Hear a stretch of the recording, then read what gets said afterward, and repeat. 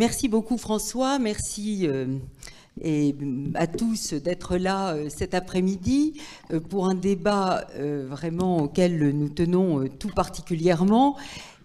Israël-Palestine, c'est évidemment un des sujets très importants de cette édition sur le Proche-Orient. Et je remercie vraiment vivement nos invités d'être revenus, si je puis dire, 6 mois plus tard, pour traiter de ce sujet-là. Israël-Palestine, le 29 novembre 1947, la première résolution de la toute jeune Organisation des Nations Unies portait sur un plan de partage de la Palestine. Cette ancienne province de l'Empire ottoman était administrée depuis 1923 par les Britanniques dans le cadre d'un mandat de la Société des Nations. Au cours des années précédentes, dans les années 30 et même début des années 1940, l'Irak, la Jordanie, la Syrie, le Liban, vous allez peut-être commencer à voir apparaître une carte dans quelques instants de ce plan de partage de la Palestine. Donc les pays voisins, qui étaient eux aussi des anciennes provinces arabes de l'Empire ottoman, avaient accédé à l'indépendance. Mais le cas de la Palestine, bien sûr, était plus compliqué, on le sait. Depuis le 19e siècle, en effet, 2 populations cohabitaient sur cette terre. Les Arabes, bien sûr, et puis les Juifs du Yishuv, arrivés en plusieurs vagues d'immigration, les Aliyah, poussés par le projet sioniste de Theodor Herzl. En 1917, la déclaration de Lord Balfour, secrétaire d'État aux Affaires étrangères britannique, leur avait donné en quelque sorte une onction diplomatique.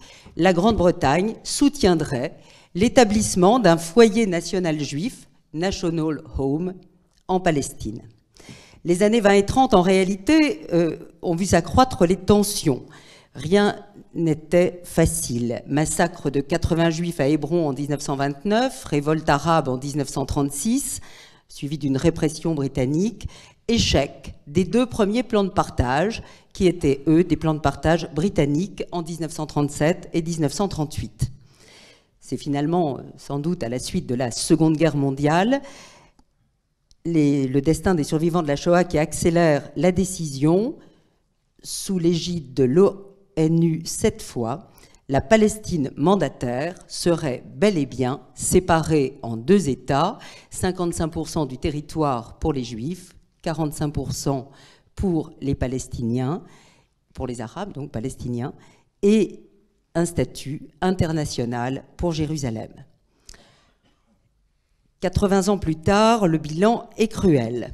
4 guerres, des occupations, du terrorisme et des répressions sanglantes, des sanctions de l'ONU inefficaces, des hommes politiques irresponsables des 2 côtés, mais aussi des hommes de paix des 2 côtés, des hommes de paix qui ont été assassinés des 2 côtés, des pièges médiatiques. En 3/4 de siècle, tout a concouru, dirait-on, à pourrir la situation. Même si quelquefois pourtant, on va le voir, on a cru qu'on était tout près de la solution. Alors ce qu'on voudrait essayer de démêler ce soir, avec l'aide de nos invités, c'est le jeu des responsabilités dans cette tragédie. La faute à qui? Est-ce qu'il y a une faute? Est-ce qu'il y a des fautes? Pourquoi est-ce que ça n'a pas marché, ce plan de partage de la Palestine mandataire? La faute aux Juifs, aux Palestiniens, aux pays arabes de la région, à la communauté internationale qui n'a pas pris la responsabilité, la faute aux Américains, la faute aux Européens, la faute au destin. En tout cas, quelles sont aujourd'hui, presque 75 ans plus tard, les chances de voir aboutir un processus de paix dans l'ancienne Palestine, c'est-à-dire aujourd'hui, entre les 2 États? Alors, pour démêler tout ça, 3 grands spécialistes. Elie Barnavi, vous êtes un fidèle des rendez-vous de Pessac, on vous connaît bien ici, vous êtes professeur d'histoire moderne, vous avez longtemps enseigné l'histoire moderne à l'université de Tel Aviv, votre premier sujet d'étude c'était les guerres de religion en Europe, mais vous avez aussi beaucoup travaillé sur l'histoire, car vous êtes bien sûr historien, sur l'histoire du Proche-Orient et d'Israël récent. vous venez de republier une histoire d'Israël, un portrait historique en chant Flammarion. Mais vous avez aussi publié beaucoup d'autres livres sur les guerres de religion, les religions meurtrières notamment, et puis des belles réflexions sur la guerre. En 2014, chez Flammarion, 10 thèses sur la guerre. Vous êtes impliqué dans les affaires politique et diplomatique. Vous avez été ambassadeur d'Israël en France. Vous militez, peut-on dire, pour la paix. Vous militez aussi pour l'Europe, et puisque vous êtes au comité scientifique du Musée de l'Europe à Bruxelles. Henri Laurence, vous êtes professeur au Collège de France. Alors vous ferez un peu, en partie, la partie arabe, si je puis dire, dans cette affaire. Vous avez dirigé l'IFPO à Beyrouth. Vous enseignez bien sûr l'histoire, enfin bien sûr, pour ceux qui vous connaissent, l'histoire du monde arabe depuis 2 siècles. Vous avez publié quantité de livres sur ce sujet, dont je ne citerai que La lutte pour la Palestine, en 1997 chez Bouquin, qui est un très beau livre, parmi beaucoup d'autres. Et bien sûr, ce soir, ça s'impose, le grand opus, les 5 tomes d'une question de Palestine, chez Fayard. Le 5e volume vient de paraître il y a quelques mois. Et évidemment, il est tout à fait au cœur de notre sujet. Youssef Courbage, je me tourne vers vous, je vais commencer par vous. Vous êtes le démographe de service, si je puis dire. Vous êtes directeur d'études à l'INED, l'Institut national d'études démographiques. Vous avez été aussi, avec Henri Laurence un peu, à l'IFPO à Beyrouth, l'Institut français du Proche-Orient. Et vous avez publié beaucoup de livres, vous aussi, sur la démographie. Pardon, l'un avec Philippe Fargue, juif et chrétien dans le monde turc et arabe, mais aussi avec il y a quelques années, en 2007, avec Emmanuel Todd, le rendez-vous des civilisations au seuil, preuve que vous sortez aussi de la démographie, car vous êtes vous aussi, comme nos 2 autres invités, impliqués dans les affaires réelles, si je puis dire, de ce Proche-Orient.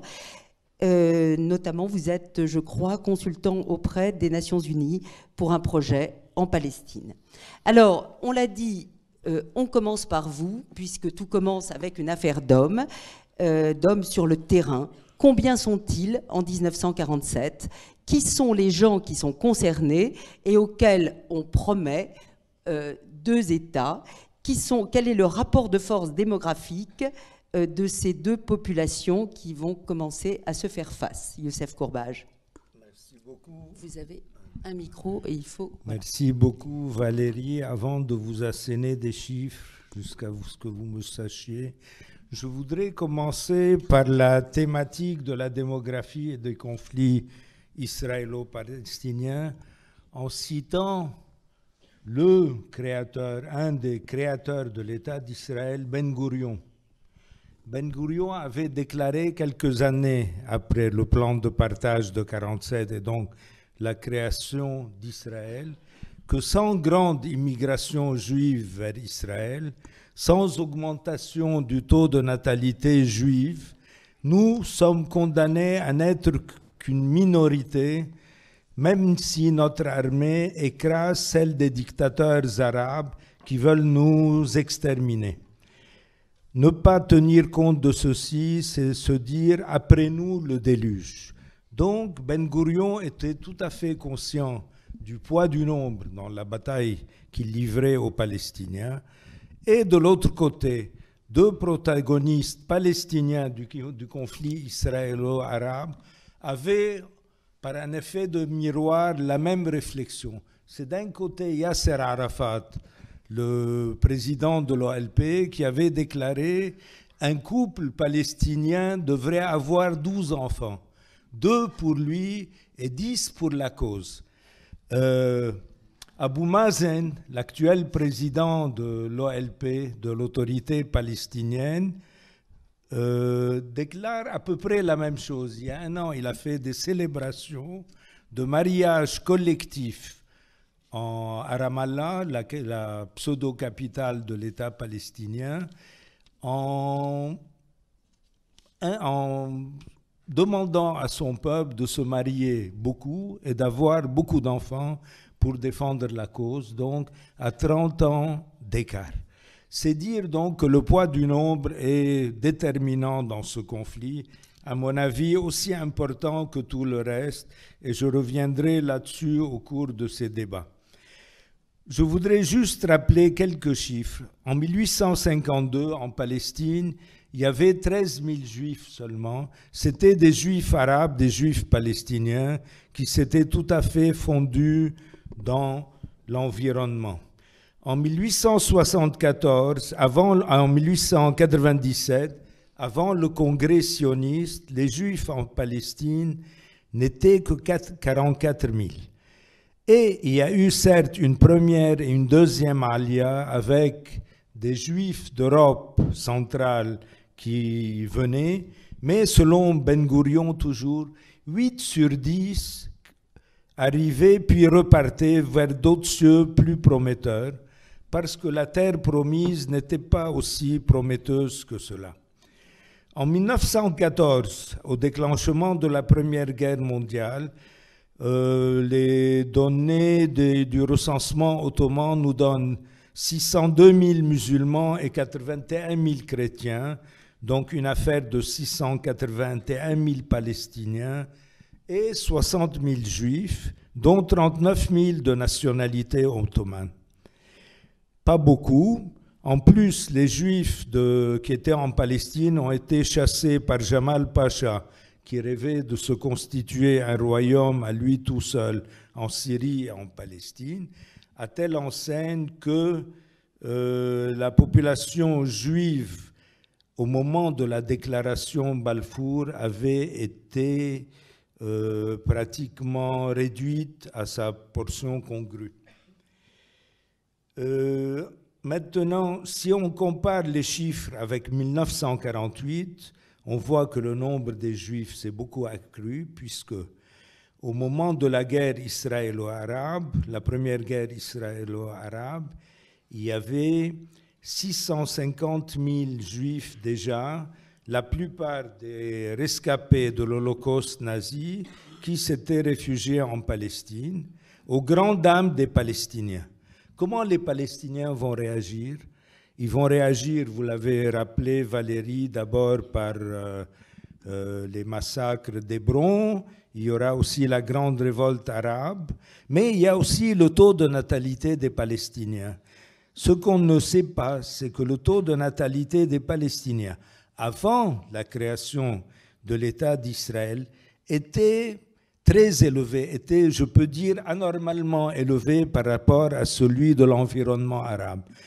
Le taux de natalité moyen des Palestiniens atteignait 55 pour 1000, ce qui est un taux colossal qui correspond à près de 9 enfants par femme. Dans les années 30. Dans les années 30. Oui. On peut dire donc que déjà pressentant peut-être leur expulsion en 1948, où 750 000 Palestiniens devront décamper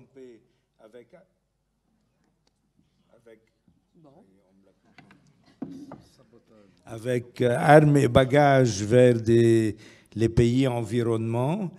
Donc 750 000 Palestiniens qui ont été chassés. Et en grande partie, ces 750 000 Palestiniens ont quitté la Palestine parce que le plan de partage qui a divisé la Palestine en deux était tout à fait incongru et ne pouvait pas permettre à ces deux populations de cohabiter. En effet, le plan de partage, du point de vue démographique, c'était un État juif avec 558 000 juifs et 405 000 Palestiniens, donc une très forte proportion de Palestiniens dans l'État juif, un État arabe avec 804 000 Arabes palestiniens et 10 000 Juifs, et l'ensemble de Jérusalem qui était placé sous souveraineté internationale avec 100 000 Juifs, un nombre pratiquement égal de Palestiniens. Par conséquent, les Nations Unies, enfin les 12 ou 14 États qui ont décrété le plan de partage de la Palestine, avait fait quelque chose qui était impossible à gérer et qui devait inévitablement se terminer par une guerre, ce qui fut le cas en 1948 avec l'expulsion des 750 000 Palestiniens. Merci Youssef Courbage pour cette mise au point qui en effet paraît décisive. Peut-être qu'on aurait envie de voir un petit peu les cartes de temps en temps, et notamment la première avec le plan de partage. Alors vous dites incongru, vous dites inviable. Je me tourne maintenant vers Henri Laurence. Est-ce que c'est votre avis aussi? Est-ce que vous diriez que ce plan de partage avait une chance de fonctionner sur le terrain? Vous faites une spécialité de replacer toujours les choses dans un cadre plus large, notamment historiquement. Quelle est la réponse que vous donnez à cette question, évidemment? Je dis souvent, mon ami Youssef, lui, il compte et moi, je raconte. Hein, donc racontez-nous. Voilà. D'abord, le problème, c'est que les Anglais avaient le bâton merdeux depuis 1920, en gros, parce qu'ils n'arrivaient pas à trouver une solution. Ils ont à peu près tout essayé. Et puis, ils ont donné aux Nations Unies, juridiquement, le choix de décider à condition qu'eux ne fassent rien. Puisque les Anglais ont dit, on est prêt à appliquer une décision des Nations Unies si les Juifs et les Arabes sont d'accord. Alors, comme les Juifs et les Arabes n'étaient pas d'accord, c'était justement pour ça qu'on s'était adressé aux Nations Unies. Hein, donc, il y avait déjà une contradiction fondamentale. Alors, les seuls qui pouvaient appliquer quelque chose, c'était les Anglais, parce qu'il y avait 100 000 soldats britanniques en Palestine en 1947. C'est absolument colossal par rapport à la population totale que l'ami Youssef vient de vous donner. Alors, pourquoi ça a échoué? Parce que d'abord, les Palestiniens ne pouvaient pas admettre que perdre leur patrie ou un morceau de leur patrie était acceptable. C'était quasiment primaire chez eux. C'est une injustice, c'est une impossibilité. Pour eux, c'était comme si vous faisiez un État français sans Paris, Marseille et Lyon. C'était en gros ce qu'on leur proposait dans le plan dit de partage. Alors déjà, donc, il y a une réaction fondamentale. La cautionniste est illégitime et on va nous spolier d'une partie de notre terre, de notre patrie. Ensuite, il y a déjà, depuis 1917, disons 30 ans de conflit. Et donc 30 ans de conflit, ça a créé une chose fondamentale, c'est que ni les Juifs ni les Arabes ne peuvent se faire confiance. C'est ça la situation fondamentale en 1947. Les futurs Israéliens peuvent donner des garanties verbales à l'autre partie, mais pour l'autre partie, ils n'y croient pas. Or, comme on l'a rappelé, dans la partie dite juive du plan de partage, il y a 45% de population arabe. Bon, elle va peut-être un peu diminuer avec l'arrivée de nouveaux immigrants, mais surtout, les Arabes contrôlent 70% ou 60% du foncier. Donc, eux, la question foncière étant centrale depuis 30 ans, ils connaissent parfaitement le dossier. Ils vont se dire, s'il y a un État juif, ils vont commencer par nous expulser de nos terres, parce que sinon, nous mettrons les nouveaux juifs qui arrivent. Hein, donc, il y a impossibilité d'avoir confiance, impossibilité d'avoir une autorité extérieure pour gérer, puisque les Britanniques refusent de faire quoi que ce soit, parce qu'il n'est pas question de faire venir des troupes internationales à l'époque, d'abord parce que ça n'existe pas. Ensuite, on est au début de la guerre froide. Et donc, ça voudrait dire, si on envoie des troupes internationales, qu'il y ait des contingents soviétiques en Palestine. Et ça, pour les Occidentaux, c'est impensable de mettre des troupes soviétiques à l'intérieur du dispositif militaire occidental du Moyen-Orient. Donc, on pouvait accumuler. Et enfin, vous n'avez pas de direction palestinienne. Parce que, tout simplement, les Anglais l'ont détruite en 1937-1940.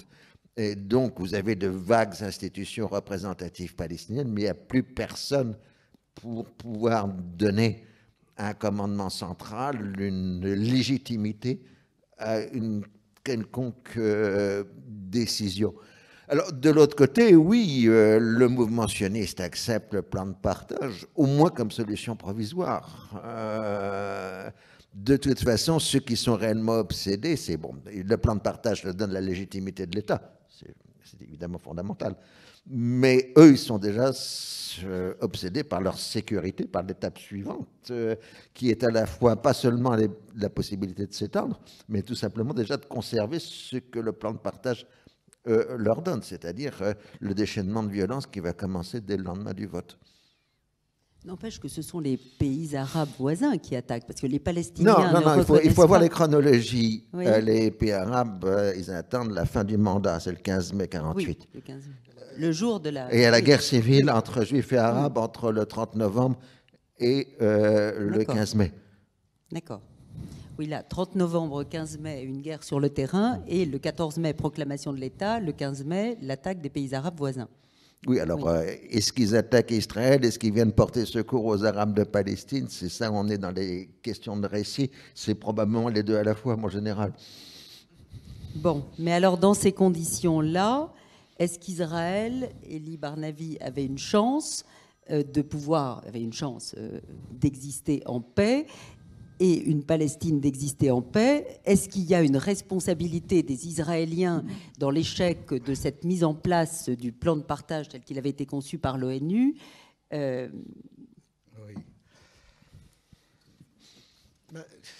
L'historien, je pourrais vous dire que l'historien n'est pas là pour distribuer les bons et les mauvais points. Je pense que ce qui s'est enclenché là, ça fonctionnait un peu comme une tragédie grecque. Les Arabes ne pouvaient pas accepter le fait juif, israélien, bientôt, en leur sein, pour les raisons que Henri Laurence a dites. C'est à moi pour des raisons à la fois historiques, démographiques, religieuses. Vous avez une entité non musulmane au cœur du monde arabe. Pour toutes sortes de raisons, le refus arabe était prévisible. Et ce qui n'était pas prévisible, en revanche, c'est la capacité de résistance du Yishuv, de l'établissement juif en Palestine. À partir du moment, je dirais les choses peut-être un peu plus brutalement, à partir du moment où les Juifs ont décidé de créer un État juif au Proche-Orient, la guerre devenait inévitable. Je m'empresse de dire que la création de l'État d'Israël relevait de la nécessité historique absolue. Et donc c'est pour ça que je parle de tragédie. Nous nous sommes implantés dans une région où nous ne pouvions pas ne pas nous implanter, pour des raisons qu'on peut développer si vous voulez, mais en même temps, cette implantation elle-même entraînait fatalement la guerre. Donc parler de responsabilité morale n'a pas grand sens.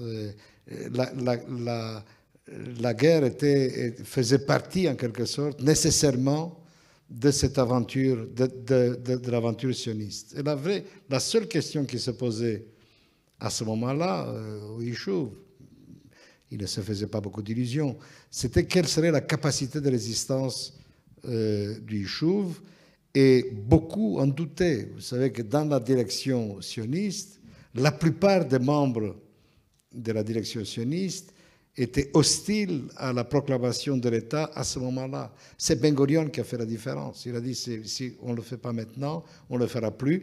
Il a analysé correctement la situation géopolitique. Il a compris qu'il y avait là un très rare moment d'accord soviéto-américain sur cette question, et il a forcé le destin. Sinon, s'il avait raté ce moment-là, il n'y aurait peut-être jamais eu d'État juif dans cette région. Alors, à partir de ce moment-là, donc la guerre a été menée, elle a été gagnée. Il y aurait beaucoup de choses à dire sur la guerre elle-même, c'est très intéressant d'ailleurs, puisqu'il y a le sentiment que l'on a. Et la mythologie aussi parle donc de l'assaut de 5 armées arabes contre le seul État juif. Ce qui est vrai, c'est qu'on sait moins, c'est que partout, à chaque bataille d'envergure, nous nous sommes débrouillés pour être plus nombreux que les forces arabes qui étaient. Alors, pourquoi cette guerre s'est terminée de cette manière? On pourrait en discuter. D'emblée, on voit donc le choc, l'affrontement entre un établissement petit et pauvre, mais qui relève déjà du premier monde, et une société du tiers-monde, très divisée, très mal coordonnée. En fait, il y a de tous les acteurs arabes qui participent à cette guerre. Un début de guerre clair et finit par les obtenir, c'est le roi Abdallah, enfin l'émir Abdallah de Transjordanie, qui deviendra la Jordanie bientôt. Tous les autres se surveillent, sont hostiles les uns aux autres, sans rien dire de la composition sociologique des troupes, de la manière dont ils font la guerre, de l'hostilité entre soldats, fellahs et officiers. Tout se combine finalement, y compris, malgré la supériorité initiale en armement, tout se combine pour dicter finalement la fin de cette guerre. Et d'emblée, donc, l'État juif fait la preuve que oui, il est là pour rester. N'empêche que, alors vous dites tragédie, je pense que Henri Laurence, vous ne serez pas en désaccord, mais je vous redonnerai la parole. Je voudrais quand même revenir sur cette idée de faute. S'il y a faute, est-ce que ce n'est pas lors de la troisième guerre entre Israël et les pays arabes alentours, c'est-à-dire la guerre de 67, non peut-être pas dans la guerre elle-même, mais dans l'occupation des territoires qui suit?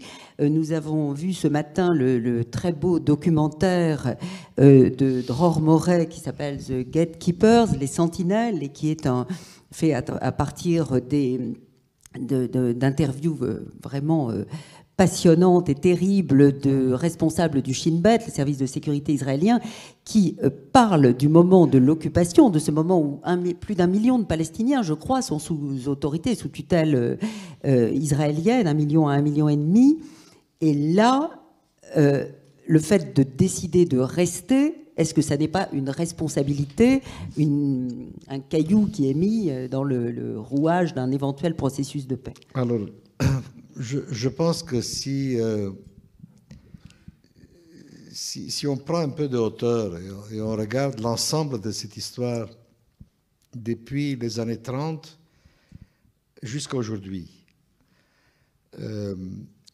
quand je parle de tragédie, c'est pour dire que la seule solution raisonnable était le partage. Et la commission Peel britannique arrive en Palestine en 1936 pour étudier les raisons de la grande révolte arabe, à la fois anti-juive et anti-britannique, et ils parviennent à la conclusion que le seul moyen de s'en sortir, c'est de partager la terre. Et donc ça, c'est une évidence depuis ces années-là, avec la sanction ensuite des Nations Unies. Et en même temps, l'impossibilité de le faire. Alors, tout cela nous mène jusqu'à 67. Je pense que jusqu'à là, Israël fait beaucoup d'erreurs, évidemment, comme tout collectif humain, mais ne commet pas de fautes irréparables. Je pense qu'il n'avait rien à offrir à ses adversaires. Et en 67, il arrive ce moment extraordinaire dans l'histoire de la région où Nasser, de concert avec Hussein de Jordanie, commet une faute lourde. Et il provoque une guerre qu'il est incapable de gagner. Et à ce moment-là, on se trouve, pour la première fois, en position de contrôle de l'essentiel du peuple palestinien. Et c'est là que commence, c'est là qu'Israël, c'est là qu'il y a ce fameux chassé-croisé où les positions se renversent en quelque sorte, et la déraison passe du côté d'Israël. Et c'est à ce moment-là que ébloui par cette victoire, pour toutes sortes de raisons, s'accroche au territoire.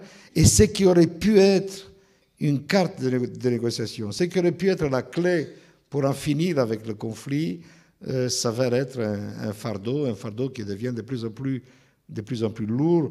Et cette manière de s'accrocher au territoire fait que nous sommes là où nous sommes aujourd'hui. Alors, est-ce qu'il y avait moyen à ce moment-là d'en finir? Peut-être. Tout ce qui est certain, c'est que des notables palestiniens viennent voir des responsables de la sécurité israélienne et ils disent, bon, vous nous avez débarrassés du régime jordanien, laissez-nous créer un État palestinien, nous pouvons ensemble changer la face de la région. Et il y a une espèce d'enthousiasme au sein des militaires et des services de sécurité. Et ils portent cette affaire-là devant le gouvernement et le gouvernement ne fait rien. Henri Laurence voulait ajouter un mot sur ce tournant de 67 qui évidemment creuse la tragédie. Le premier ministre israélien de l'époque, Levi Eshkol, qui était un homme tout à fait modéré, honorable, avait dit cette phrase qui dit tout. On a à la fois la fiancée et la dot. On veut conserver la dot, mais se débarrasser de la fiancée. Et la fiancée, c'est la population arabe des territoires. Et à partir de là, on en resté là jusqu'à aujourd'hui sur le problème d'essayer de se débarrasser de la fiancée. Et on n'y arrive absolument pas, malheureusement, pour les uns et les autres. Là, il faut revenir évidemment sur quelques idées relativement simples. La première, c'est que la Palestine, Israël, ça joue comme un jeu à somme nulle. Vous savez, dans un jeu à somme nulle, le progrès de l'un se fait toujours au détriment de l'autre. Si la somme est 100, si quelqu'un a 47, l'autre a 53.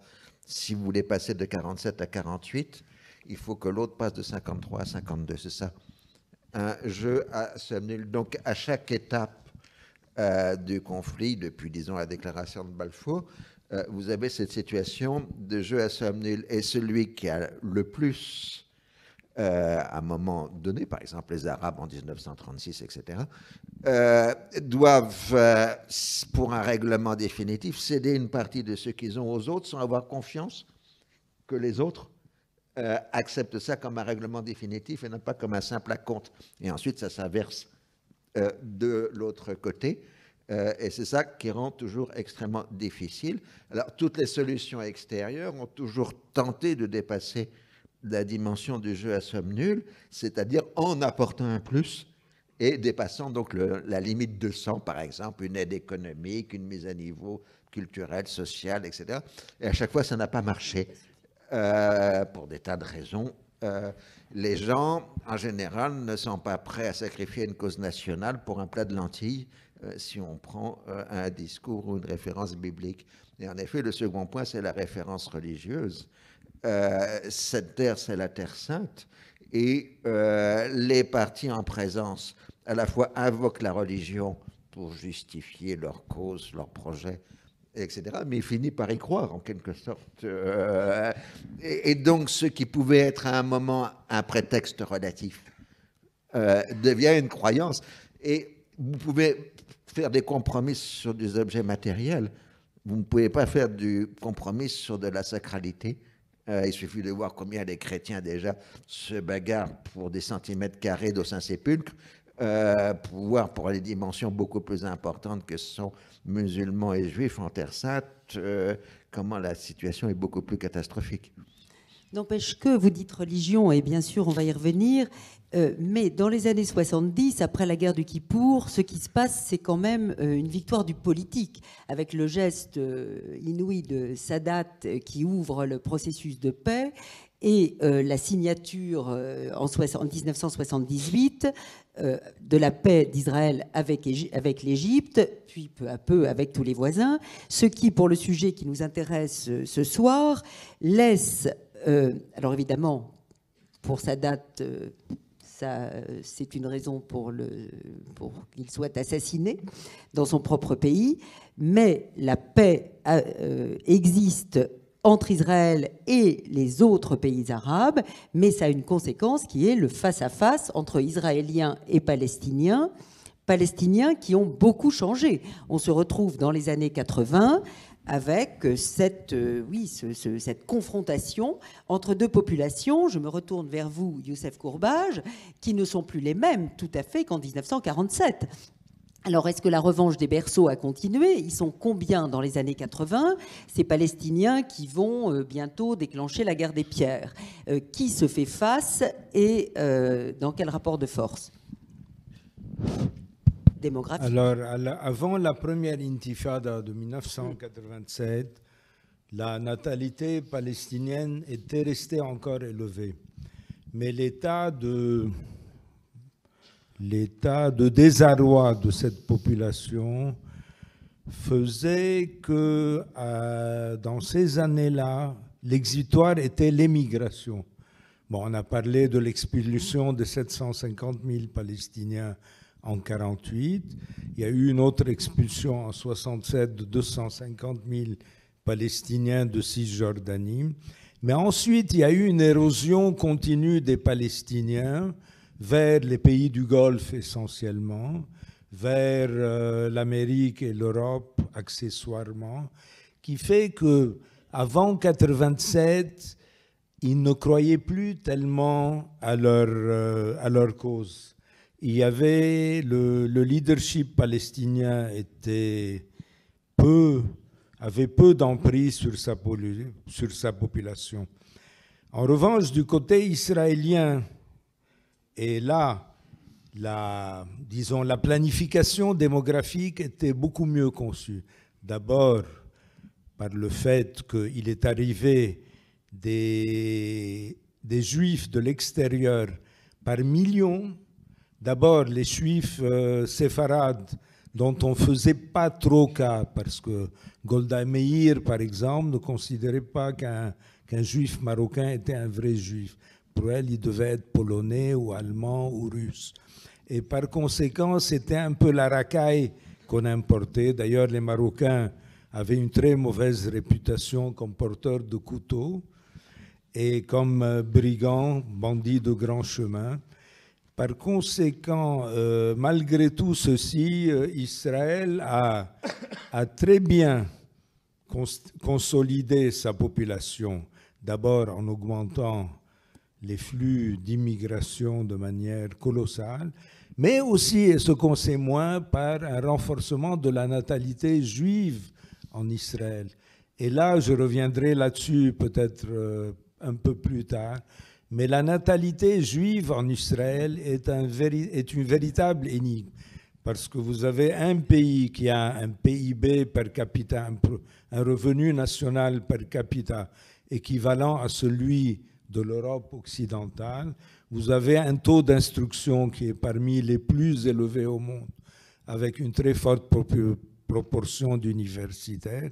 Et avec ça, le paradoxe est que la fécondité des Israéliens est très élevée par rapport à ce qu'elle devrait être. C'est-à-dire ? C'est-à-dire que, bon, je vous donne le chiffre d'aujourd'hui, en 2015, il y avait 3,1 enfants par femme. Sachant qu'au Liban, même toute communauté confondue, y compris les chiites considérés qui étaient considérés dans le passé comme les maîtres absolus de la reproduction, du lapinisme, et malgré cela, les Juifs israéliens font aujourd'hui beaucoup plus d'enfants que les Arabes de la région. Ils ont un taux de fécondité équivalent à un peu plus bas que celui de l'Égypte, un peu plus bas que celui de la Syrie, mais infiniment plus élevé que deux pays arabes comme le Maroc et la Tunisie, où les femmes ne font plus que 2 enfants. Donc, il y a dans cette fécondité juive, à mon avis, une volonté délibérée aussi, qui a été soutenue par la politique israélienne de la natalité, qui a été un véritable succès et qui va déterminer les évolutions futures.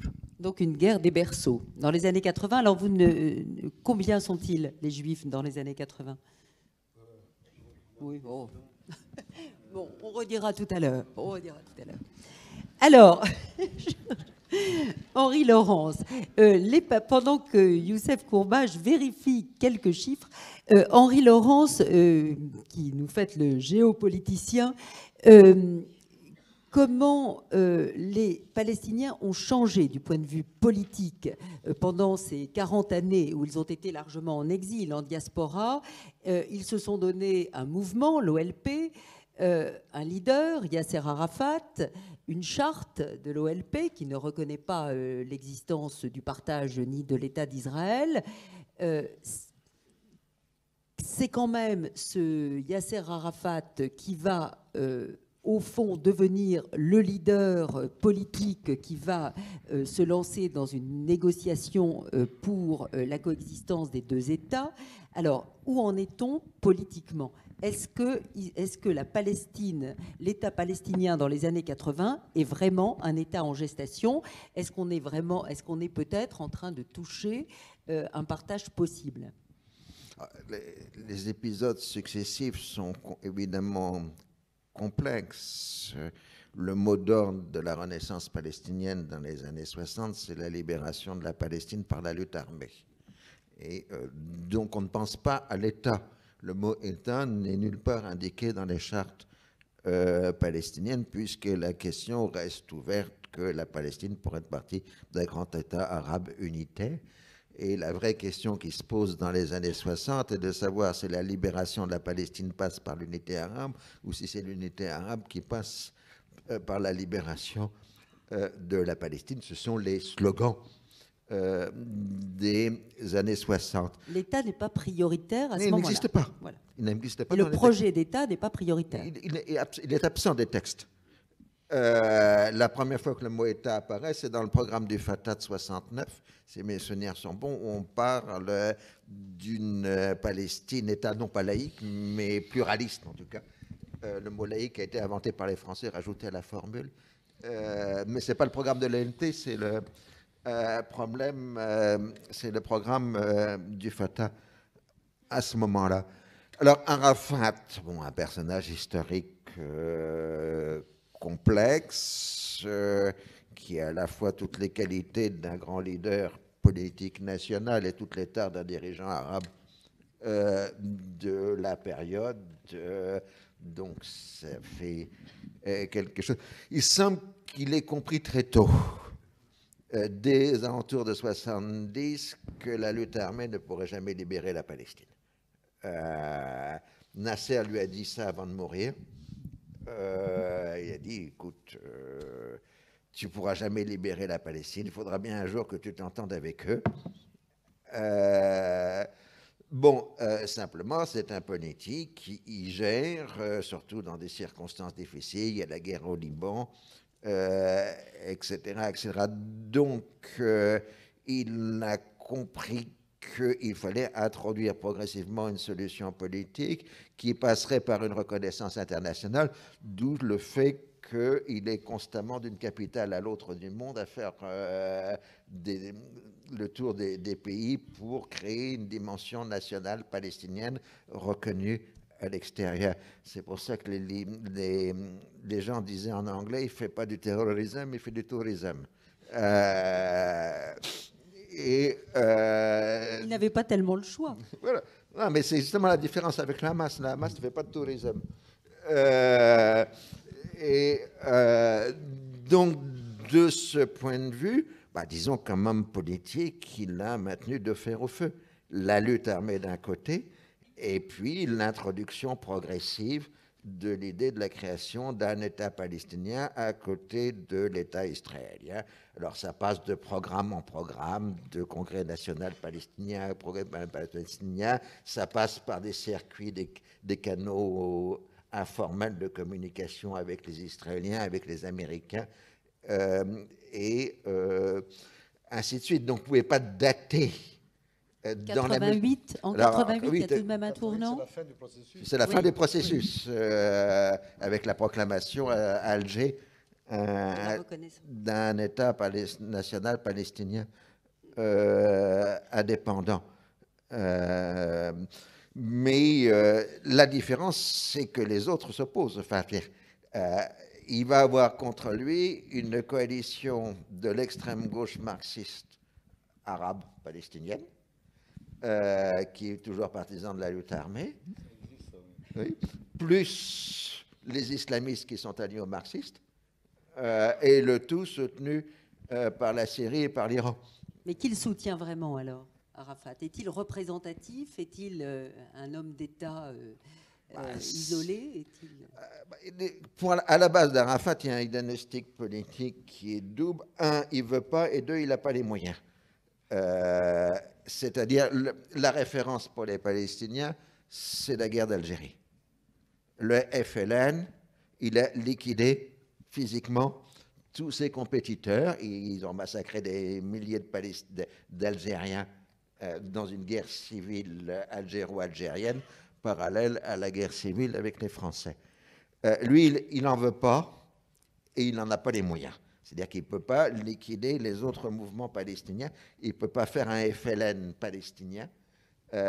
Donc, il est obligé de monter une OLP avec différentes composantes qui sont elles-mêmes financées par l'extérieur. Donc, il va avoir recours à ce que fait un chef d'État arabe dans la période, c'est-à-dire du clientélisme.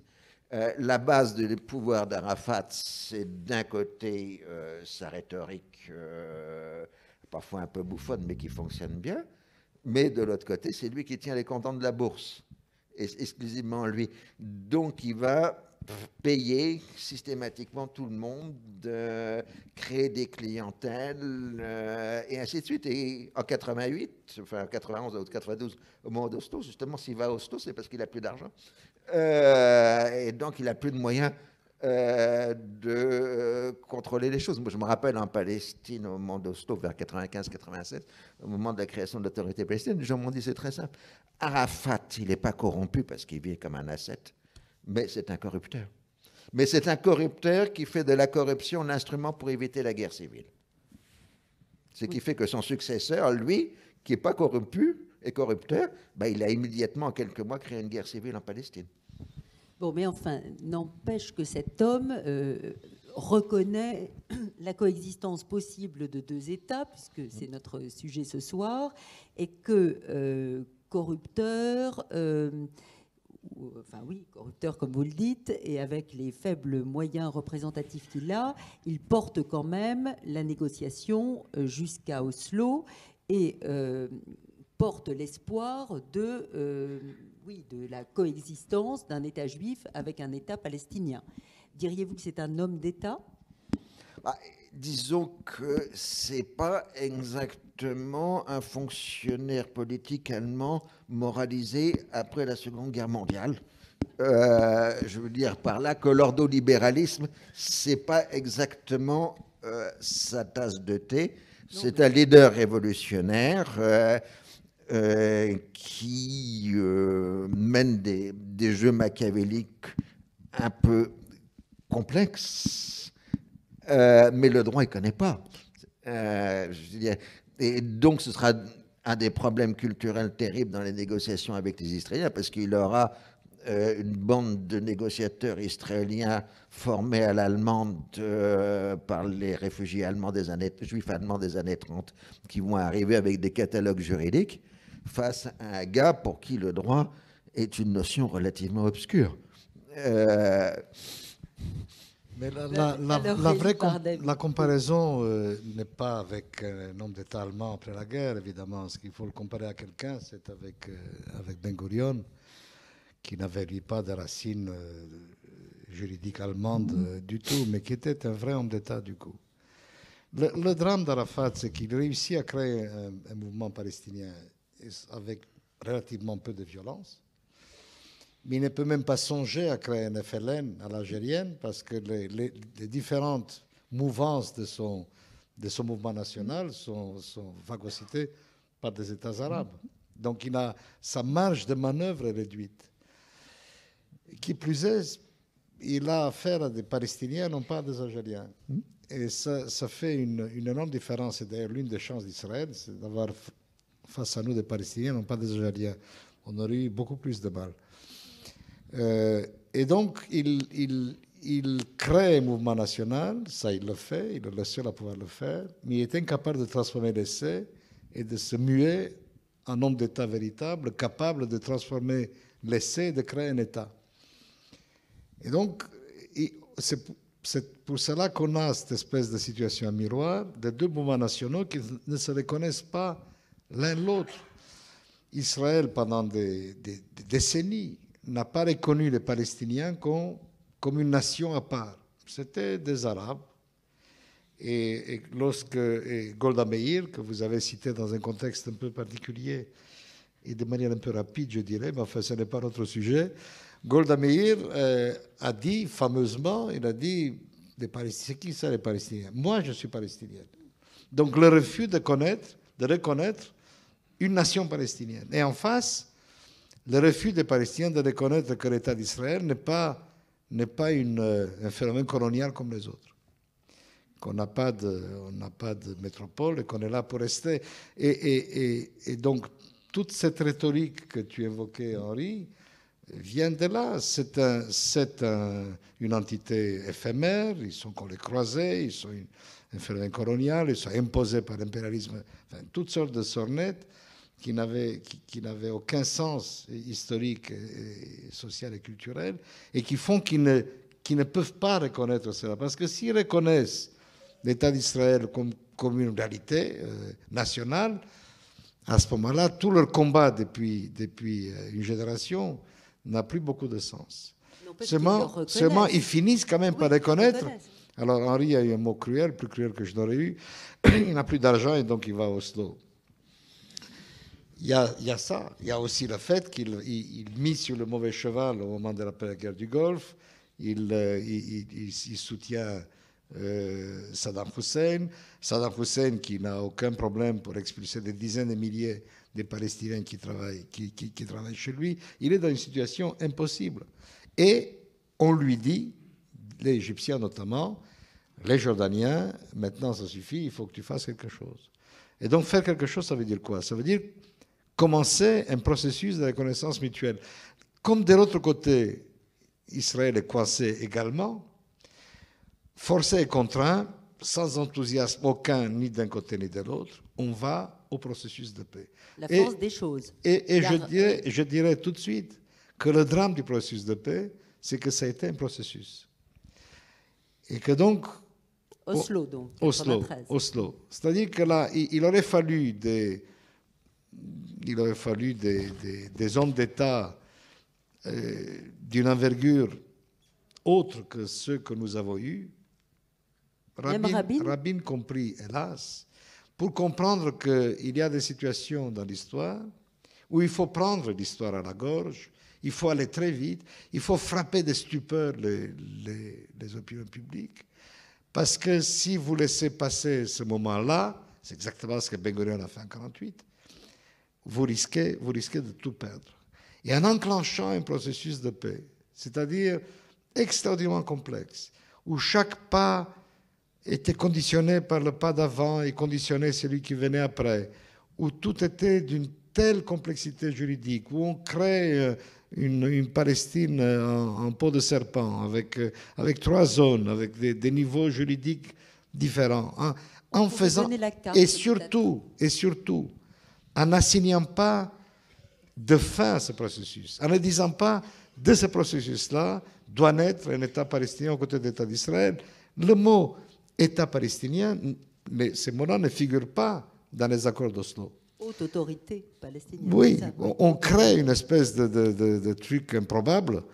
Et comme on se refuse de dire à quoi on veut aboutir, et que, dernier élément qui est peut-être plus important que les autres, qu'on n'imagine pas de mécanisme de contrôle international qui disent le droit et qui dit qui a failli à quoi et qui est capable de remettre ce train fou sur les rails, alors vous invitez les extrémistes de deux bords à peser sur le résultat final, quel qu'il soit, les uns par le terrorisme, les autres par la colonisation. Et nous en sommes là. C'est-à-dire que de plus, ce qu'Arafat fait, il accepte de rentrer au pays, de rentrer à Gaza, à la tête de cette improbable autorité palestinienne, en acceptant de rentrer dans un territoire tronqué où 40% du territoire et l'essentiel des ressources lui échappent. Comment voulez-vous que ça marche? Il n'aurait pas dû. Non, jamais. Et ça, ceux qui suivaient cette affaire-là, je me souviens de discussions enfiévrées que j'ai eues avec les responsables d'Oslo, de mon côté israélien. J'ai dit, vous êtes en train de fabriquer un monstre juridique et diplomatique qui ne peut pas marcher. Alors, je n'imaginais pas, évidemment, le pire, c'est-à-dire ce qui s'est passé effectivement. Il m'a dit non, il faut que Alors, leur argument était qu'il faut que les gens s'habituent, qu'il faut que les opinions publiques s'habituent, il faut que les opinions publiques voient que ça marche. Et à ce moment-là, ça marchera. Ils étaient très optimistes. Et moi, je lui ai dit, vous n'avez jamais lu Machiavel. Ce n'est jamais comme ça qu'on crée une principauté nouvelle. Il fallait une frontière tout de suite. Il fallait aller tout de suite, un processus du coup très bref, très brutal, et surtout contrôlé. Il fallait faire intervenir tout de suite Américains, Européens, États arabes, créer un mécanisme de contrôle et dire où on veut aller et y aller très vite. Et les opinions étaient prêtes. Je me souviens d'un coup de téléphone que j'ai reçu pendant Camp David de Shlomo Ben-Ami, qui était à l'époque ministre des Affaires étrangères, un historien, lui, c'est encore celui qui comprenait le mieux. Et il m'a dit, on a fait un sondage, nous a-t-il dit, en Israël. Eh bien, on a une majorité solide, je ne me souviens plus exactement, peut-être que vous vous souvenez des proportions, mais une majorité solide pour diviser Jérusalem. Pour diviser Jérusalem, pas pour créer un État palestinien, ça c'était fait, mais pour diviser Jérusalem. Et jusqu'à aujourd'hui, quand vous demandez aux Israéliens et aux Palestiniens s'ils sont en faveur d'une solution à deux États, la plupart, majorité solide, disent oui. Seulement quand vous leur demandez est-ce que vous y croyez, la plupart, majorité solide, disent non. La tragédie, donc, n'est pas tout à fait terminée.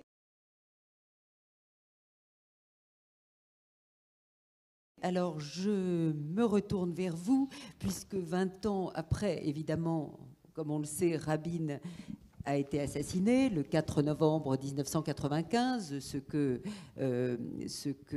traite le film d'Amos Gitaï, que vous avez peut-être vu tout à l'heure ici même. Bon, c'est une tragédie aussi, cet assassinat-là, mais vous dites de toute façon, le processus d'Oslo n'était quand même pas une affaire gagnée.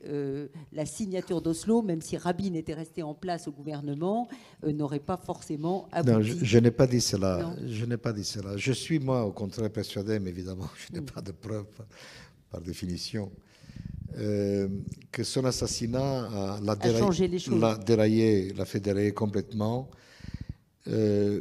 Rabin avait des défauts, mais il avait aussi une vertu, il était crédible. C'était un honnête homme. Et ce n'est pas pour rien qu'il est devenu le premier et le seul martyr commun des deux camps. C'est assez extraordinaire. Il a été vraiment pleuré par les Palestiniens. Arafat est venu chez lui, chez sa veuve, pour lui présenter des condoléances. Il a reçu Arafat et il a refusé de recevoir Netanyahou. Il avait, lui, pendant toute cette période, on a en Israël quelque chose qui ressemble beaucoup au guignol de l'info. C'est le même principe. Et il avait sa poupée, lui, sa marionnette. Et il devenait plutôt sympathique d'ailleurs. Il se plaignait sans arrêt et puis il pleurait dans les bras de Pérez. Et il était devenu, il faisait partie du paysage culturel et politique israélien. C'est ça qui a été gâché. Et c'est ça que l'assassin a compris avec beaucoup d'acuité politique, je dois dire. Quand il a hésité un instant entre tuer Pérez et tuer Rabin, puisqu'ils devaient les tuer ensemble, ils ne sont pas arrivés ensemble, il a décidé de laisser passer Pérez et de tuer Rabin. Il a compris que c'est sur lui que tout reposait. Et là, évidemment, je n'avais rien compris, puisque à force de réfléchir dans la longue durée, on ne comprend pas à quel point les hommes et les hasards sont importants dans l'histoire. À l'époque, j'étais persuadé que même la mort d'un homme n'allait rien changer et que le processus allait, cas un cas, continuer. Évidemment, je me suis trompé. Lui, mort, tout s'est abîmé. Et ensuite, Pérez a fait ce qu'il fallait pour perdre les élections.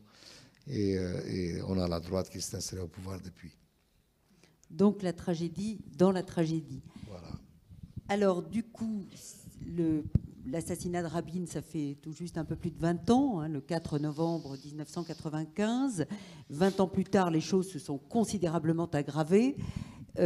Colonisation, vous l'avez dit d'un côté, terrorisme, notamment terrorisme du Hamas et montée de la passion religieuse de l'autre. Quelles sont les perspectives aujourd'hui pour ces deux populations qui se font face dans une carte de plus en plus compliquée? Youssef Kourbaj, peut-être qu'on peut donner les graphiques que vous nous avez fournis et que on nous a proposé de projeter sur la projection démographique d'Israël et de la Palestine. Aujourd'hui, je suis de ceux qui ne croient pas du tout à un processus de paix. Je pense que nous nous acheminons vers un État sauvage, entre guillemets, où tous les coups bas vont être permis. Et j'étais en Palestine il y a un mois, et l'opinion publique de mes amis universitaires était encore beaucoup plus pessimiste que la mienne. Eux voyaient les choses de manière beaucoup plus ample. Ils se disaient ce qui se passe en Syrie risque de se passer chez nous, c'est-à-dire le fameux transfert dont on a beaucoup parlé, que la population palestinienne va être jetée dehors d'une façon ou d'une autre. Ils ne pouvaient pas préciser, mais c'était l'ambiance qui montait et qui, à mon avis, était plus important que la troisième intifada, la guerre des couteaux. Partant de ce constat, j'ai l'impression, à partir des perspectives démographiques que j'ai établies en partie, que j'ai empruntées aux Israéliens, un peu moins aux Palestiniens de l'autre, j'ai abouti à certaines conclusions que je voudrais vous dire. Premièrement, il est impossible qu'il y ait un seul État en Palestine au vu des évolutions démographiques. En effet, la population palestinienne va dépasser la population juive à partir de 2020, et vous voyez que l'écart entre le rouge et le bleu va aller en s'accroissant au cas où il n'y aurait qu'un État en Israël, dans la grande Palestine ou dans Eretz Israël. Ça, vous dites, c'est inacceptable pour les Israéliens. C'est inacceptable, enfin, sauf s'ils acceptent un état d'apartheid encore plus virulent que celui qui régnait en Afrique du Sud. Alors là, je passe au deuxième graphique, et à mon avis, tout laisse présager que ce scénario qui va se passer... Il faudrait le deuxième graphique. C'est que, aujourd'hui, il me semble qu'il y a une complicité qui ne ressort pas du tout du visible entre l'État d'Israël et l'État de facto de Gaza. C'est vrai qu'ils se sont fait la guerre, que la dernière guerre a fait 2000 morts du côté palestinien à Gaza. Mais les antécédents du Hamas sont bien connus. Le Hamas est un mouvement politique islamiste que Israël a porté sur les fonds baptismaux à sa naissance. Bien sûr, il y a une espèce d'effet Frankenstein. Avec Ben Laden, qui était une créature américaine, il a échappé à ses créateurs, il s'est autonomisé. Mais aujourd'hui, je lis quotidiennement le Yediot Aharonot, qui est un journal de droite, et ce qui me frappe, c'est que tous les jours, il y a une chronique sur Gaza, une chronique qui est qui a beaucoup de compassion pour Gaza.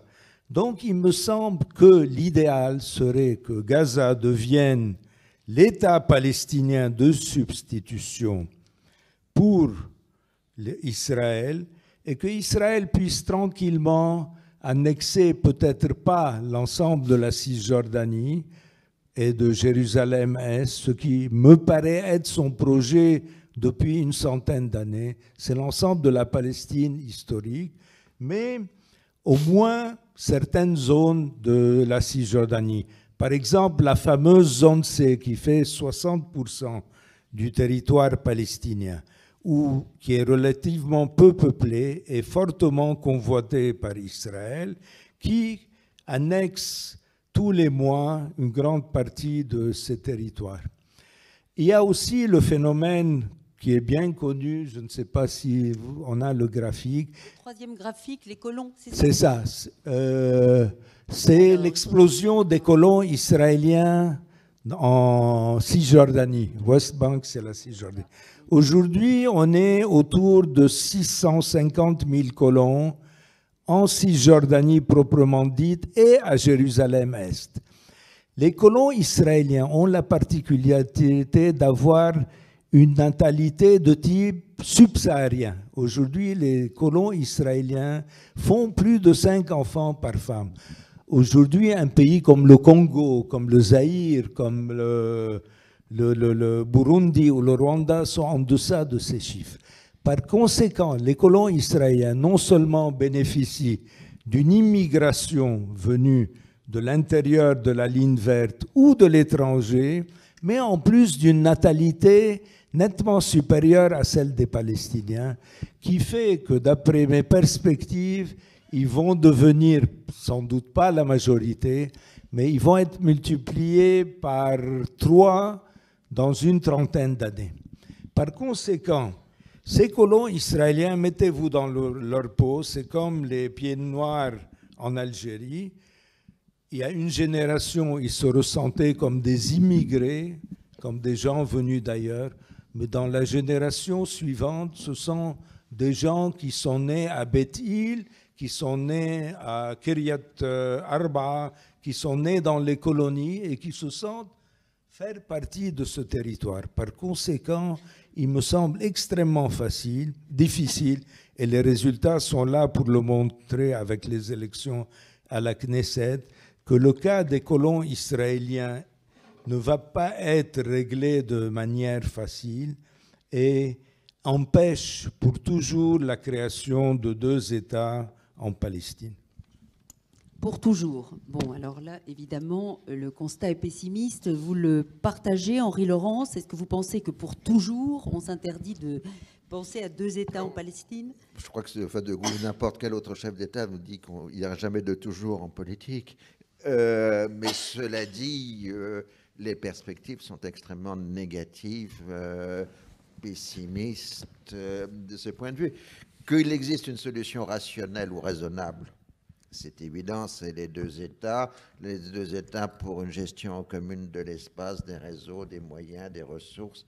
C'est une évidence. C'est la seule 2 ou 3? 2, Parce que là, vous dites 2 ou 2 et demi. Bon, ça c'est. Ensuite, on verra comme. Non, c'est pas un détail, mais je veux dire, si réellement il y a quelque chose d'acceptable pour les Palestiniens de Cisjordanie, le Hamas sera obligé de suivre. Mais ça, c'est une autre question. Mais je pense qu'on n'y va pas, de toute façon. C'est pour ça que la question n'est pas à l'ordre du jour, parce que toute l'évolution contemporaine va dans le sens inverse pour les raisons que tu as données. Ensuite, le processus de paix des années 90, ça se comprenait aussi dans une situation du Proche-Orient sous hégémonie américaine. J'avais écrit à l'époque à l'heure américaine, qui était en effet qu'après la guerre de 90-91, qui pour moi la seconde guerre du Golfe et pas la première, il y a eu 10 ans à peu près d'hégémonie américaine et d'une région qui était relativement pacifiée, contrôlée, qui s'intégrait dans les mécanismes de la mondialisation, etc. À partir du 11 septembre 2001, puis de la guerre de 2003, on est dans une destruction extraordinairement rapide de toutes les conjonctures, toutes les structures politiques régionales. Il y a cette abomination qu'est la guerre civile syrienne, la multiplication de ce que j'appellerais les terres de sang dans l'ensemble de la région.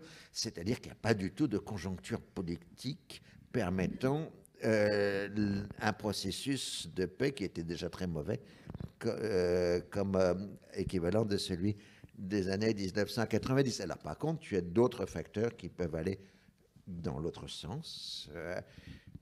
l'administration Obama a découvert que les Arabes n'étaient pas des Scandinaves. Donc, commence à vouloir se retirer de la région. Est-ce que les successeurs d'Obama iront dans le même sens? Ça, évidemment, ce n'est pas possible de le dire. Trump pourrait faire quelques surprises dans la région, dans un sens ou dans l'autre. Les Israéliens se méfient beaucoup de lui. Ils sont pas les seuls. Mais je veux dire, il est probable qu'il puisse avoir un désengagement américain régional, et ça modifierait aussi les rapports de force dans la région.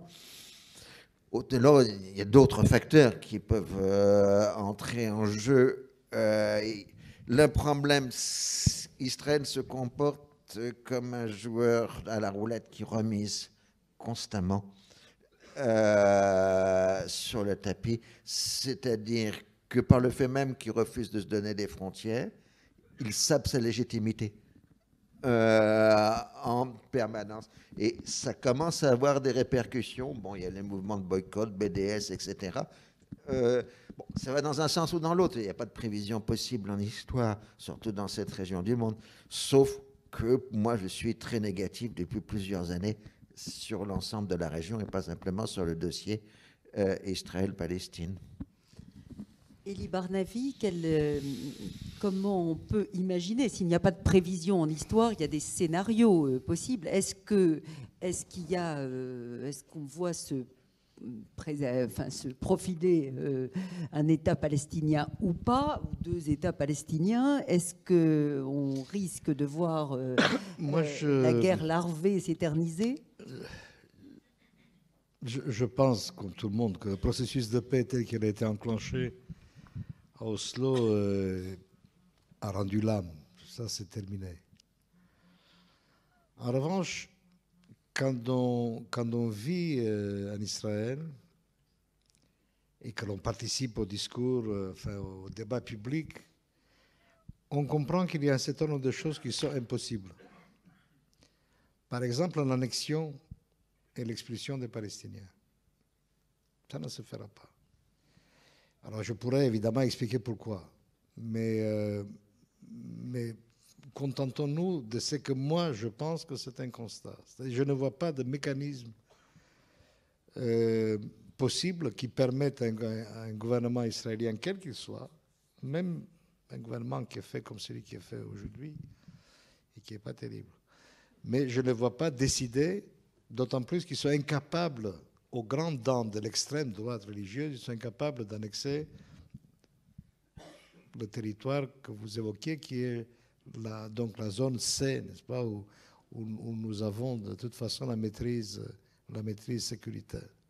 Pourquoi ils ne le font pas? Puisqu'ils sont au pouvoir depuis tant d'années. Il y a des choses, vous savez, Israël n'est pas la Corée du Nord.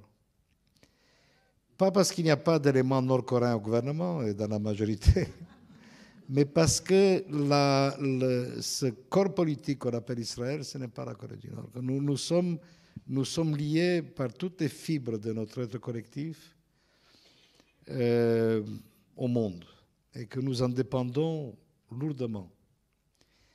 Et donc, nous ne ferons rien qui nous fasse rejeter pour de bon de la famille des nations. Or, l'annexion et l'expulsion manu militaire des Palestiniens nous mettrait au banc des nations. Ça, Israël ne le fera pas. D'abord parce qu'il y a beaucoup d'Israéliens pour lesquels cela relève de l'impensable, moralement. Et puis parce que le gouvernement lui-même n'oserait pas. Ils savent jusqu'où ils ne peuvent pas aller trop loin. C'est à quoi on peut s'attendre d'ailleurs si rien de dramatique ne se passe. C'est à une continuation de cette espèce de ce qu'on appelle, ce que les géopoliticiens appellent, de cette expression affreuse, d'un conflit de basse intensité. Parce que c'est un conflit de basse intensité. Il y a très peu de morts. Si vous comparez avec ce qui se passe autour, bon, chacun est une tragédie, mais tous ensemble fait que vous lisez la presse internationale aujourd'hui, on parle très peu de ce conflit. Supportable. Ça n'intéresse plus personne parce que c'est supportable. Il y a un tué par-ci, un coup de couteau par-là, tout ça, c'est pas sérieux par rapport au vrai massacre. Vous voulez un vrai massacre? Allez à côté, je vous prie, là-bas, vous serez servi. Et donc, on peut continuer comme ça longtemps, jusqu'à ce qu'on ne puisse plus. C'est ça, et c'est là-dessus que je veux mettre l'accent. On ne sait pas de quoi demain sera fait. Mais ce que je sais, c'est qu'on ne pourra pas continuer de cette manière indéfiniment. Pour différentes raisons. D'abord parce que les Palestiniens ne le supporteront pas longtemps, parce qu'on peut avoir une vraie intifada, parce qu'il peut y avoir une énorme bavure qui va faire que le processus de délégitimation d'Israël va s'accélérer, pour toutes sortes de raisons. Parce que les Américains vont se dégager, et qui sait, on peut toujours rêver que l'Europe se réveille, et je sens qu'il y a en Europe une impatience croissante dans les principales capitales européennes vis-à-vis de ce qui se passe là-bas. Donc, pour toutes sortes de raisons. Et moi, personnellement, je pense, vous me direz que je pêche par excès d'optimisme, que On ne s'y attendait pas. Lorsque vous savez, j'évoquais Machiavel tout à l'heure. Machiavel avait un autre concept, ce qu'il appelait necessità. Lorsque vraiment on ne peut pas faire autrement, on finit par le faire. Abba Eban disait ça autrement. Les nations ne se résolvent aux solutions raisonnables qu'après avoir tout essayé. Or, on a tout essayé. Donc, je pense, moi, profondément, que nous finirons par y arriver. Le tout est de savoir par combien de malheurs et de sang il faudra encore passer. Et arriver à 2 États. Mais il n'y a pas d'autre possibilité. Oui, c'est quand même une solution qui est déjà presque centenaire. Il n'y a pas d'autre possibilité. Le tout, c'est d'empêcher le grignotage du territoire qui devienne tel qu'il n'y ait plus rien à rendre. C'est ça le problème. Mais je vais finir là-dessus. Je sais bien qu'on dit que la colonisation est irréversible. C'est ce que vient nous dire Youssouf. Il ne faut pas rêver, c'est arrivé trop loin. Eh bien, moi, je vous dis que si l'État, qui est puissant en Israël, si l'État décide qu'il faut y mettre, non seulement qu'il faut y mettre un terme, mais qu'il faut dégager toutes les colonies, par exemple celles qui ont été implantées au-delà de la barrière de séparation, l'État le fera. Ça va être difficile, ça va coûter un noyau de guerre civile, ça j'en suis persuadé. Mais j'ai aussi constaté que tous les États civilisés sont passés à un moment ou à un autre par l'épreuve de la guerre civile, comme s'il fallait absolument en passer par là. Lorsque l'État a décidé de vider la bande de Gaza, il l'a fait. Il y avait quand même des milliers de colons. Il l'a fait, et à la grande surprise douloureuse des colons, l'opinion publique israélienne a laissé passer ça comme une lettre à la poste. Et donc, je pense que l'histoire n'a pas dit son dernier mot. Et je me souviens de la tête stupéfaite de mes étudiants à Tel Aviv lorsque je leur ai dit que nous verrons de nos yeux, dans notre vie, la chute du mur et la fin du communisme. C'est fait. Il reste maintenant à voir, pendant notre vie, le mur de Berlin, mais pas le mur de Jérusalem. Il n'y a plus de mur à Jérusalem. Autour, celui-là aussi, nous le verrons. Vous et moi, nous verrons la fin de cela. Et vous savez bien que ce mur-là n'est pas bien vieux. Je me souviens de l'époque où on allait le soir, pour nous délasser, on allait dîner à Ramallah. Il n'y avait pas un seul barrage. Nous y reviendrons. Moi, je suis très content de votre discours optimiste. Ça me remet du baume au cœur. Mais je voudrais donner une impression visuelle qui me choque à chaque fois. Quand vous vous promenez en Galilée, vous avez l'impression d'être dans un pays arabe, en Galilée israélienne. Quand vous promenez en Cisjordanie aujourd'hui, vous avez l'impression d'être en Israël. Vous me donnez une idée là. On pourrait peut-être changer.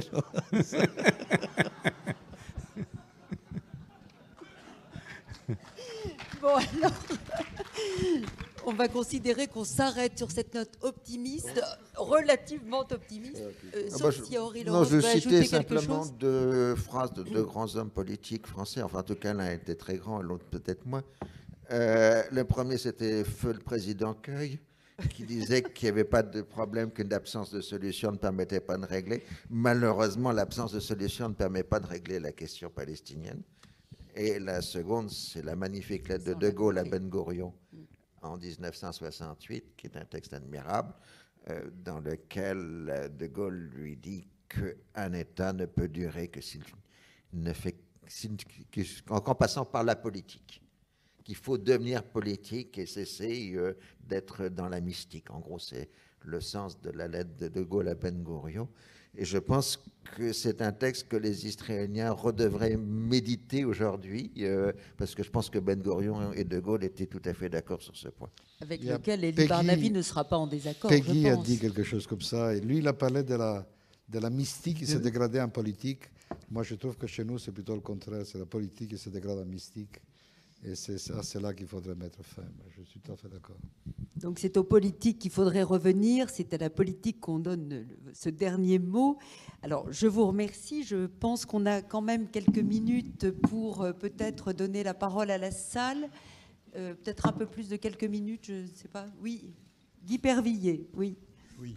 Bonsoir. Merci pour ce débat passionnant. Alors j'aimerais savoir si vous pourriez me donner une réponse à une question que je me pose depuis quelques mois, après avoir lu dans Courrier International un article faisant état de négociations engagées entre Israël et le territoire de Gaza sous la pression de l'Arabie saoudite et de la Turquie, donc dans le contexte de la guerre de Syrie, comme quoi donc cette négociation aurait pour but une reconnaissance mutuelle permettant l'aide israélienne à la reconstruction de Gaza.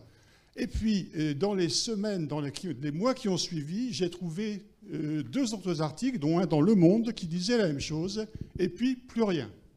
Alors, est-ce que vous pouvez m'expliquer ça? Qui veut répondre? Elie Barnavi. Alors, il y a des contacts sans arrêt. C'est-à-dire que dans l'armée surtout, dans l'appareil sécuritaire israélien, on est parvenu à la conclusion que si on ne fait rien à Gaza, la prochaine conflagration ne saurait tarder. Et donc, ils poussent beaucoup à ouvrir un port, peut-être même un aéroport, à cesser complètement à permettre une ouverture la plus large possible de la frontière, à permettre aux Gazaouis de venir travailler en Israël. Bref, de rompre complètement l'encerclement de manière à faire baisser la pression et éviter la prochaine guerre. Ça, c'est la position de l'état-major de l'armée et du Shin Bet. Le gouvernement ne veut pas en entendre parler. Donc, si négociation il y a, c'est par des intermédiaires, c'est très compliqué et personnellement, je ne suis pas très confiant. D'autant plus que nous ne sommes pas, il n'y a pas que eux et nous. Il y a une troisième côte à ce triangle, c'est l'Égypte. Et aujourd'hui, le blocus le plus dur, ce n'est pas Israël qui l'impose, ce sont les Égyptiens. Alors, sur ce point juste, le Hamas vient de capituler devant l'Égypte, c'est-à-dire qu'il y a un général des renseignements égyptiens qui est allé à Gaza la semaine dernière et qui a fait le catalogue des demandes égyptiennes. Et le Hamas a accepté toutes les demandes égyptiennes, c'est-à-dire la rupture complète du Hamas avec les frères musulmans et un certain nombre d'autres mesures de sécurité exigées par l'Égypte. Et le Hamas... La rupture du Hamas avec les frères musulmans, comment peuvent-ils rompre avec les frères musulmans? Ils sont les frères musulmans. Oui, les frères musulmans égyptiens. Ouais.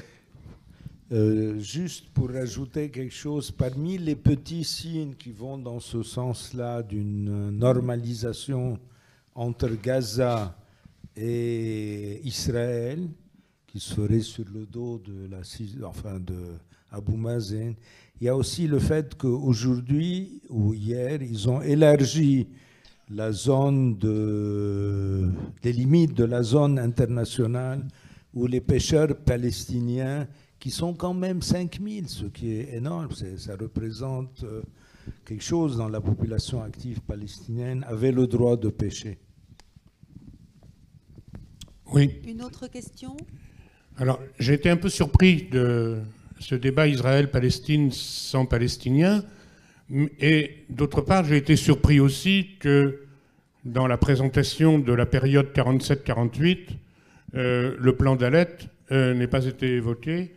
Et le fait que, de façon consciente et organisée, avant même la proclamation de l'État d'Israël, l'opération d'expulsion de centaines de milliers de Palestiniens ait été programmée et organisée, y compris avec les massacres du type Deir Yassin. Mais pour aller directement aux questions d'aujourd'hui, ce qui me gêne, c'est que ce débat ne fait peut-être pas assez sentir que nous ne sommes pas dans une situation de statu quo. Nous sommes dans une situation de progression permanente de la colonisation. Nous sommes dans une situation où, il y a une semaine encore, 234 hectares ont été annexés pour permettre la continuité des colonies autour de Jérusalem-Est. Donc nous avons un processus qui, certes, n'est pas un processus d'expulsion massive des Palestiniens, mais un processus de containment, un processus d'épuration ethnique. Et la manière dont, par exemple, les Bédouins du Negev sont concentrés dans des villes de transit, dans des cités transit, pour permettre la judéification du désert du Negev, participe d'une colonisation intérieure extrêmement rapide et extrêmement forte. À partir de là, je crois que l'absence de réaction américaine, d'une part, l'absence de réaction européenne, est une irresponsabilité dramatique par rapport aux risques qui ont été évoqués de guerre civile généralisée. Et de ce point de vue-là, pour terminer, je pense qu'effectivement, heureusement, le seul espoir n'est peut-être pas dans les taux de natalité, le seul espoir est peut-être dans les sociétés civiles dans le monde entier qui soutiennent effectivement les droits d'un peuple qui sont actuellement grignotés, et c'est la campagne boycott des investissements sanctions. Henri Laurence. Ah oui, pardon. Oui, vous vouliez répondre. Bon, pour 48, c'est un autre débat que celui. On n'a pas évoqué le plan d'Aled, il y a beaucoup de choses qu'on n'a pas évoquées. Bien sûr, on a parlé des réfugiés, bien sûr. Disons simplement que la question n'est pas importante, n'est pas celle du départ, c'est celle du retour. On peut épiloguer pour savoir dans quelles circonstances, en tel lieu, etc., le départ des Palestiniens a eu lieu, mais on ne peut pas épiloguer sur l'interdiction du retour, parce que là, la chose est claire, elle est établie, il y a des ordres centraux, etc. Je pense que nous avons été suffisamment négatifs, au moins Youssef et moi, pour la situation contemporaine, pour qu'on ne puisse pas nous faire accuser de dire que nous sous-estimons les difficultés actuelles. Mais je voudrais signaler que 6000 Palestiniens du camp de Yarmouk ont été tués par l'armée syrienne ces dernières années, et que si on soutient la cause palestinienne, on doit aussi soutenir la cause des Palestiniens dans la guerre syrienne, et qu'on ne peut pas sélectionner des victimes. Merci. Oui, oui, sélectionner les victimes, c'est ce que tout le monde fait, et surtout là-bas. Et je pense que l'un des problèmes des Palestiniens, mais tout au long de cette histoire tragique, ça a été le soutien de leurs amis occidentaux.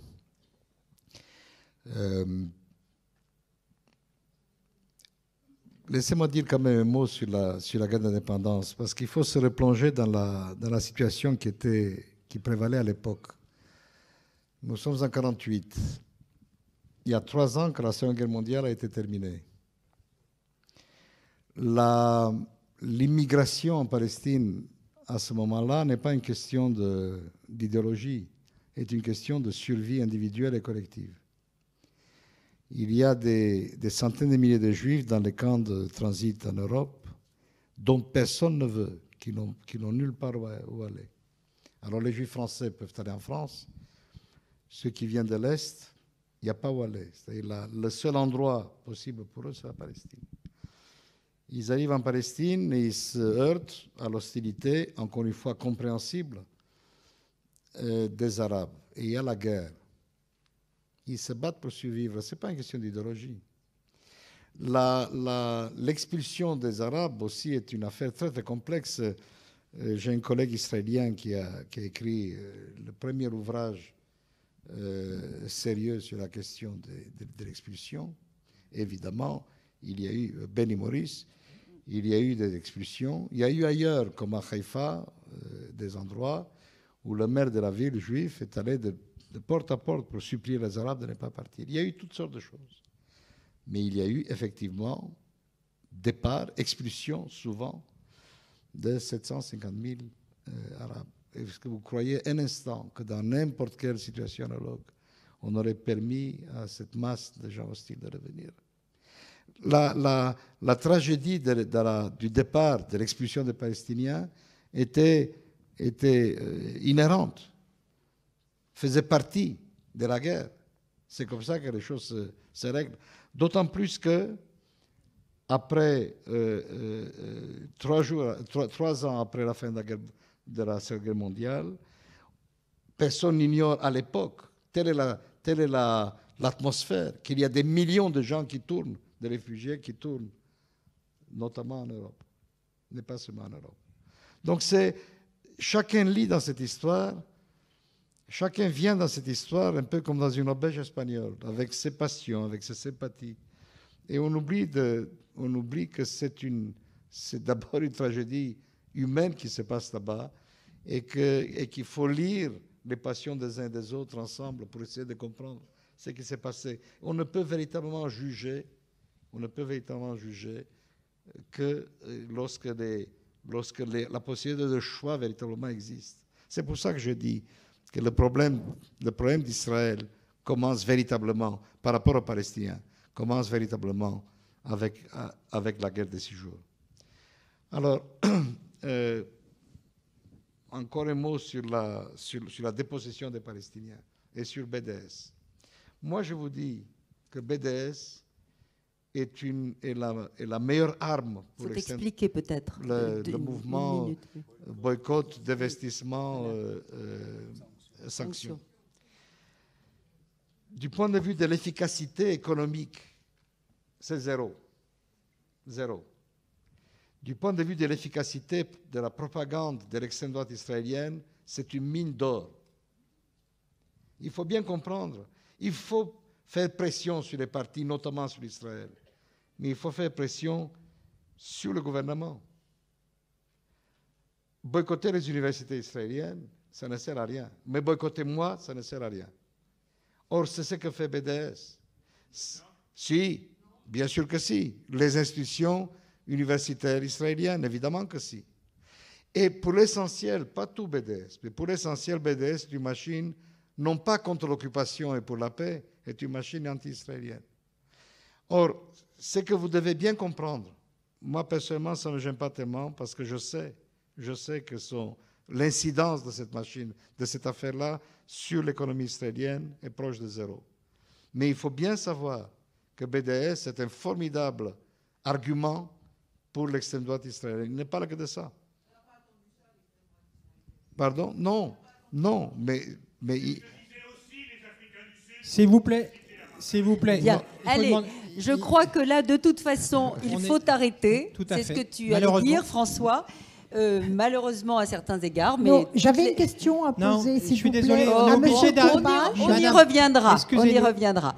À propos des zones de sécurité qui ne sont pas délimitées, justement, depuis un traité établi en 1982 ou 2003. On n'a plus le temps. Madame, le débat est terminé, madame. Je suis désolé, le débat est terminé. Allez, on vous remercie beaucoup. Le débat est terminé, madame. On a compris que ce sujet était très passionné. Délimité, ce qui est une incitation, bien sûr, pour les colons à occuper l'ensemble de la Palestine qui est vouée effectivement à disparaître en tant que telle. Je suis aussi pessimiste que M. Courbage et comme peut-être d'autres personnes ici. J'ai rien compris. Bon, Je crois que personne n'est vraiment optimiste ce soir, mais je crois que vous avez tous essayé de démêler un peu les fils historiques de cette tragédie. Merci en tout cas à vous trois.